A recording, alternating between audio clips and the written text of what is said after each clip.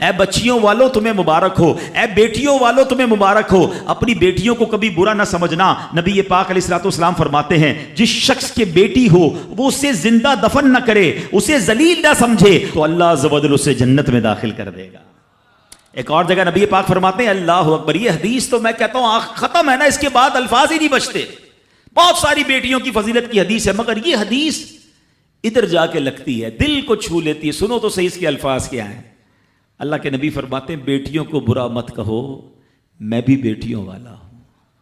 ہائے ہائے، ختم ہو گئی نا بات ہے۔ اللہ کے نبی نے صلی اللہ تعالی وسلم نے اپنی نسبت بیٹیوں کی طرف فرمایا میں بھی بیٹیوں والا ہوں۔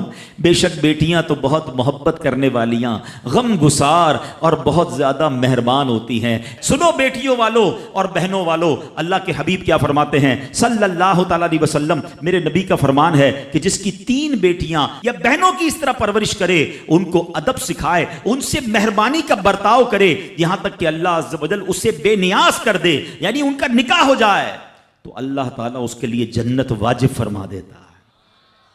یہ ارشاد سن کر ایک صحابی کھڑے ہو گئے ہیں۔ صحابہ کے سوال بھی بڑے کمال کے ہوتے ہیں۔ یقین کرو ہمارے بہت سارے کام سیدھے جو ہے نا، ہمارے لیے بہت ساری آسانیاں صحابہ کے سوالات نے کر دی۔ اب ہو سکتا ہے یہاں میرا کوئی بھائی ایسا بیٹھا ہو جس کی 3 بیٹیاں نہ ہوں، وہ کہتا ہے میری تو 2 ہیں۔ صحابی نے سوال کیا حضور اگر کسی کی 2 ہوں تو اللہ، اور 2 لڑکیوں کی پرورش کرے تو ارشاد فرمایا اس کے لیے بھی یہی اجر و ثواب ہے۔ راوی فرماتے ہیں یہاں تک کہ اگر ایک بیٹی کا بھی لوگ ذکر کرتے تو نبی پاک اس کے بارے میں یہی فرماتے۔ مگر ایک روایت اور بھی موجود ہے کہ ایک صحابی نے کھڑے ہو کر کہا حضور اگر کسی کی 1 بیٹی ہو، اللہ کے نبی نے فرمایا 1 بیٹی ہو تو بھی جنت واجب ہو جاتی ہے۔ بیٹیوں پر شکایت، بیٹیوں پر منہ چڑھاتے ہو، بیٹیوں پر لڑائی کرتے ہو، اللہ اکبر، یہ تو جنت میں جانے کا ٹکٹ ہے۔ تو اپنی بیٹیوں سے پیار کریں۔ اور باپ جتنے بیٹھے نا، مجھے پتا ہے وہ میری بات کی تائید کریں گے، شاید پیدائش پہ منہ چڑھایا ہوگا کسی نے، لیکن آج بھی باپ سے زیادہ کلوز بیٹی ہی ہوتی ہے۔ پیار وہ باپ سے بیٹی ہی کرتی ہے، گھر جاؤ تو بیٹی باپ کا انتظار زیادہ کرتی ہے۔ اور اسلام عورتوں کے حقوق کی شاندار انداز سے بیان کرتا ہے۔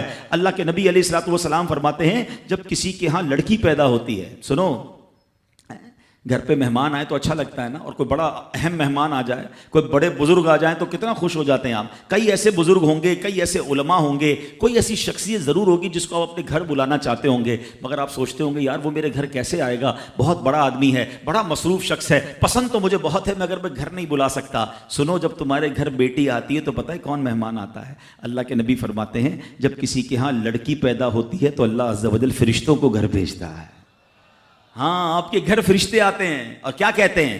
فرشتے آ کر کہتے ہیں اے گھر والوں تم پر سلامتی ہو۔ پھر فرشتے اس بچی کو اپنے پروں کے سائے میں لیتے ہیں، اس کے سر پر ہاتھ پھیرتے ہوئے کہتے ہیں یہ کمزور سی جان ہے جو ایک کمزور جان سے پیدا ہوئی ہے، جو شخص اس کمزور جان کی پرورش کی ذمہ داری لے گا تو قیامت تک مدد خدا اس کے شامل حال رہے گی۔